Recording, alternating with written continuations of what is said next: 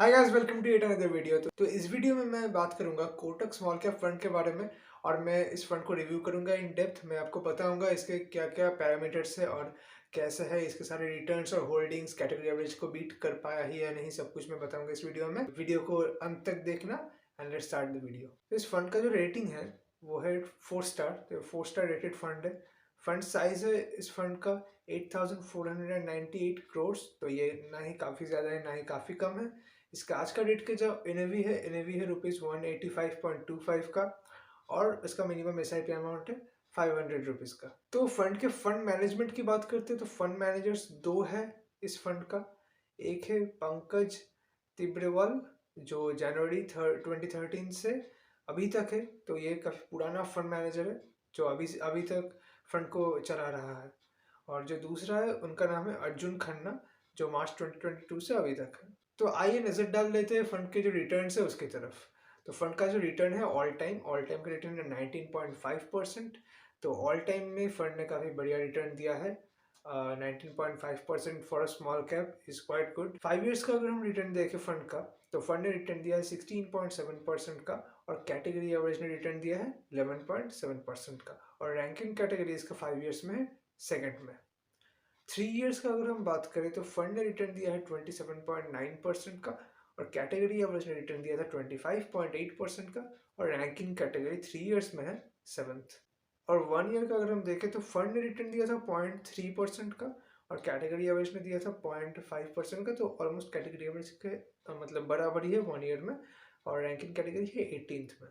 तो फंड का अगर हम मार्केट कैप वाइज एलोकेशन देखते हैं तो मार्केट कैप वाइज एलोकेशन में 2.08% जो पैसा है वो स्मॉल कैप्स कंपनीज में डला हुआ है। 16.33% का मिड कैप स्टॉक्स में। और 64.19% का एलोकेशन है इसका स्मॉल कैप स्टॉक्स में। तो आ जाते हैं फंड की होल्डिंग्स की तरफ। तो इसके होल्डिंग्स में 72 कंपनीज है। जो टॉप 10 कंपनीज है उनमें से कुछ कंपनीज के बारे में मैं बताता हूँ क्या क्या है। तो कार्बोरंडम यूनिवर्सल लिमिटेड में 4.31% का एलोकेशन है। सेंचुरी प्लाईबोर्ड्स लिमिटेड में 3.40 का एलोकेशन है। Ratnamani metals and tubes limited में 3.32, शीला फोम में 2.95 और सेंट लिमिटेड में 2.92।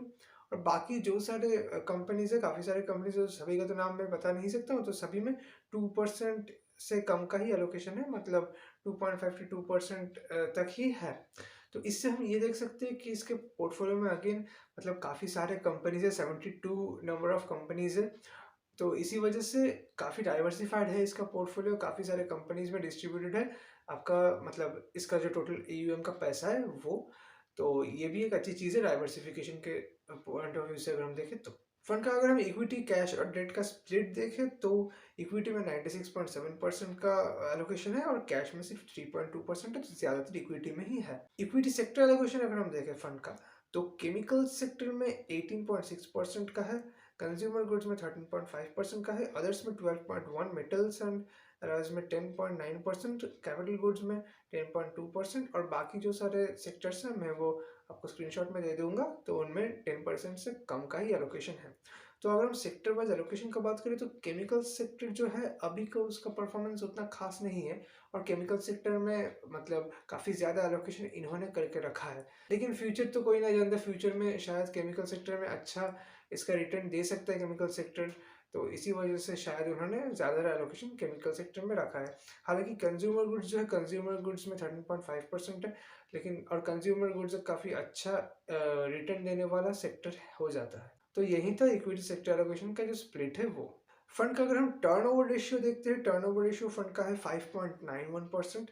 जहाँ की कैटेगरी एवरेज का टर्नओवर रेशियो जो है वो है 56.67%। तो टर्नओवर रेशियो क्या होता है जिसको मालूम नहीं मैं बता देता हूँ। तो टर्नओवर रेशियो वो होता है कि एक फंड में कितना सारा कंपनीज वो लोग कितना फ्रिक्वेंटली चेंज करते हैं। मतलब एक साल में या फिर एक certain amount of time frame में कितनी बार ये लोग अपने कंपनीज को चेंज करते हैं, कितनी बार बाइंग और सेलिंग करते हैं। टर्नओवर रेशियो काफ़ी कम है, 5 के अराउंड है। तो इसका मतलब ये लोग काफ़ी ज़्यादा बाइंग और सेलिंग नहीं करते, ये लोग कंपनीज को होल्ड करके रखते हैं लॉन्ग टर्म इन्वेस्टमेंट्स के लिए। तो अगर हम फंड का स्टैंडर्ड डिविजन देखें, स्टैंडर्ड डिविजन है 18.62। जहाँ की कैटेगरी एवरेज ने स्टैंडर्ड डिविजन दिया था 19.62 का। तो यहाँ से हम ये देख सकते हैं कि फंड काफ़ी लो वोलेटिलिटी का है। तो फंड का जो बीटा है वो है 0.78, जहाँ की कैटेगरी एवरेज का बीटा है 0.81। तो इसका जो बीटा है वो कैटेगरी एवरेज से कम है और ये काफ़ी अच्छा इंडिकेटर है। ये इसका मतलब ये काफ़ी अच्छा रिस्क लेके ज़्यादा रिवॉर्ड आपको दे पा रहा है। इसका अगर हम शार्प रेशियो देखें तो शार्प रेशियो है 1, जहाँ की कैटेगरी एवरेज का शार्प रेशियो है 0.86। तो इसका शार्प रेशियो कैटेगरी एवरेज से काफ़ी अच्छा है, जो कि मतलब कैटेगरी एवरेज से ज़्यादा है। फंड का अगर ट्रेनर्स रेशियो देखें तो ट्रेनर्स रेशियो में इसका है 0.24, जहाँ की कैटेगरी एवरेज का है 0.21। तो ये कैटेगरी एवरेज के इक्वल ही है इसका ट्रेनर्स रेशियो। जो इसका जो अल्फा है या फिर जेनसेंस अल्फा है वो है 5.9, जहाँ की कैटेगरी एवरेज का है 5.39। तो ये भी ऑलमोस्ट कैटेगरी एवरेज के अराउंड ही है। मतलब इसका जो रिटर्न है ये कैटेगरी एवरेज से बहुत ज़्यादा रिटर्न नहीं दे रहा है, स्लाइटली ज़्यादा रिटर्न दे रहा है, इसका यही मतलब होता है। तो बात करते हैं फंड का एक्सपेंस रेशियो के बारे में। फंड का जो एक्सपेंस रेशियो है वो है 0.59%। तो अगर इस फंड का हम रिटर्न देखें तो उसके अकॉर्डिंग हाँ ठीक ठाक ही है, एक्सपेंस रेशियो काफ़ी अच्छा ही है, ये 1 से भी कम है तो ठीक है। इसका अगर एग्जिट लोड देखें, बेसिकली अगर आप 1 साल के अंदर अंदर ही पैसा निकालते हैं तो आपको 10% चार्ज करेगा। तो अगर मैं फाइनल वर्डिक्ट दूँ इस फंड के बारे में, तो कोटक स्मॉल कैप फंड एक ऐसा फंड है जो कि एक स्मॉल कैप सेक्टर फंड होते हुए भी इसका जो रिस्क एडजस्टेड रिटर्न देने का जो कैपेबिलिटी है वो काफ़ी ज़्यादा है। हालांकि इसका जो परफॉर्मेंस है वो मतलब ओवर टाइम पीरियड काफ़ी ज़्यादा एक्सेप्शनल नहीं है। ऐसा नहीं है कि 20-25 या फिर मतलब इतना इतना रिटर्न दे रहा है जितना कि अदर फंड्स देते हैं, फॉर एग्जांपल क्वांट या फिर जो थोड़ा रिस्की फंड्स होते हैं जिसका टर्नओवर रेशियो काफ़ी ज़्यादा होता है। वो फंड्स क्या करते हैं, काफ़ी ज़्यादा रिटर्न्स देने के चक्कर में अपने फंड को काफ़ी ज़्यादा वोलेटाइल बना देते हैं और काफ़ी ज़्यादा रिस्की भी हो जाता है इन्वेस्टर्स के लिए। लेकिन ये फंड एक ऐसा फंड है जिसका जो रिस्क पैरामीटर्स है या फिर जो एडवांस रेशियोज है वो भी काफ़ी लिमिट्स में है। उसका जो कैटेगरी एवरेज की इक्वल ही है या फिर कैटेगरी एवरेज से बेहतर ही है सारे रिस्क रेशियोज। इस पर्सपेक्टिव से अगर हम देखें तो इस फंड ने काफ़ी अच्छे रिस्क एडजस्टेड रिटर्न्स भी दिए हैं। 5 इयर्स में जो रिटर्न दिया है वहाँ पे भी 5% से और 3 इयर्स में भी 2% से बीट किया है कैटेगरी एवरेज को। ये सही है कि कैटेगरी एवरेज से बहुत ज़्यादा रिटर्न नहीं है, लेकिन एक अच्छा खासा एक डिसेंट अमाउंट ऑफ इंडेक्स के इक्वल अल्फा जनरेट करके दे पा रहा है, एक कंसिस्टेंट परफॉर्मेंस दे पा रहा है। तो अगर आप एक ऐसा बंदा हो जिसको स्मॉल कैप फंड्स में इन्वेस्ट करना भी है लेकिन रिस्क थोड़ा कम लेना है, थोड़ा पुराना फंड में भी इन्वेस्ट करना है, ये फंड पुराना भी है उस तरीके से अगर हम देखें तो, और इस फंड का जो AUM है वो भी काफ़ी अच्छा है।